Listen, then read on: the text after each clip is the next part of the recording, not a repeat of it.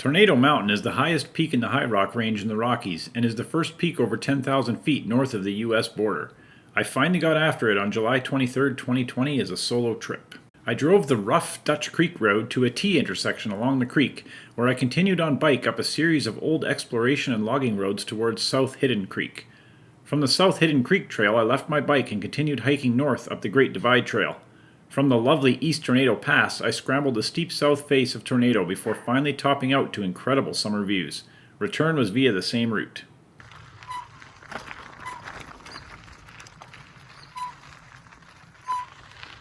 In an effort to dissuade vehicles from driving the approach road, a series of berms made the ride much more difficult than it had to be.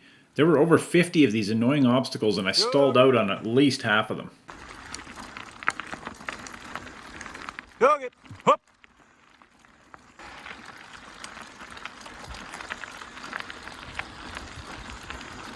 I gained over 300 meters before losing almost all of it back to South Hidden Creek.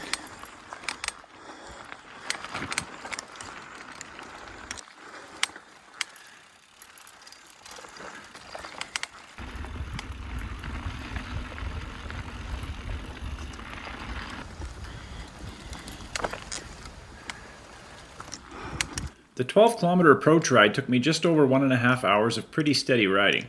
I spent 10 minutes working a solution with the single hiking pole, a carabiner, and my spare wrist strap before locking up the bike and starting up the Sine GDT. The next hour was pure hiking magic. The Great Divide Trail is very well maintained through the light forest, and I felt energized despite the long, somewhat manky bike approach.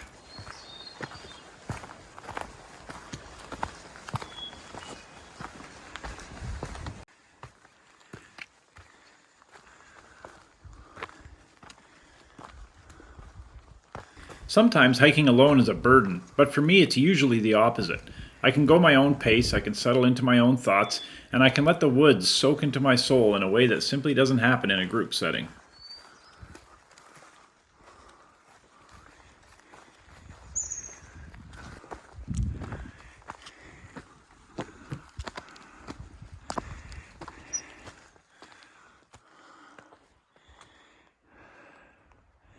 Today was just one of those perfect summer days. Birds chirped in the forest, water gurgled happily in the creeks, and the wind nudged the countless wildflowers into a slow dance as I hiked up towards the pass and Tornado's south face. The sun was warm, but the breeze was cool as I completed the steep hike to the col and started up the lower easy section of the south face.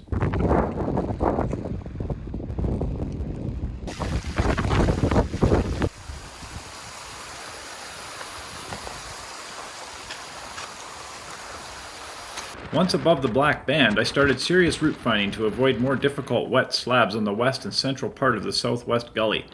I stayed on ledges to the east before being forced back across the gully to the west in order to avoid steeper terrain.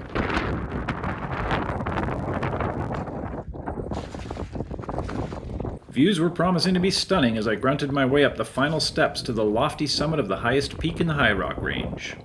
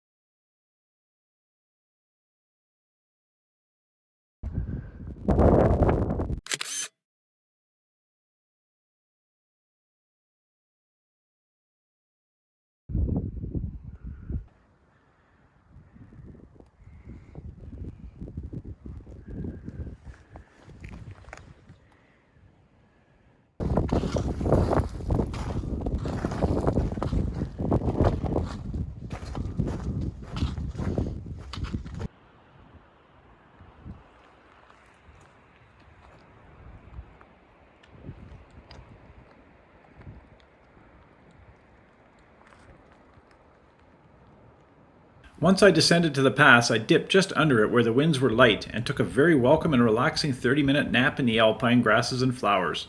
There are certainly worse ways to spend a Thursday afternoon in July.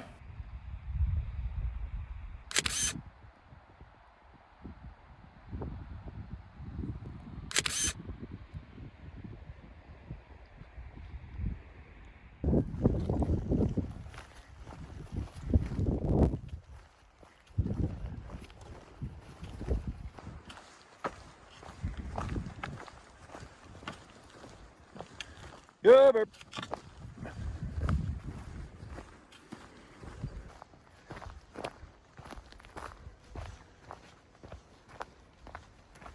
I remained all by myself as I walked through carpets of wildflowers and back down to the cool forest below the pass. I drank deeply from the one large stream crossing and dipped my head completely underwater. So refreshing. Tornado was quickly becoming one of my summer faves. After retracing my steps down the GDT to my bike, it was time to ride out. Normally this is a moment of excitement and energy, but in this case I was a wee bit apprehensive, and for good reason. The first part of the ride along South Hidden Creek was fast, but as soon as I crossed the creek and the trail tilted the other way and became a hot mess of muck and afternoon sun, I didn't love this part of the return. Let's just leave it at that.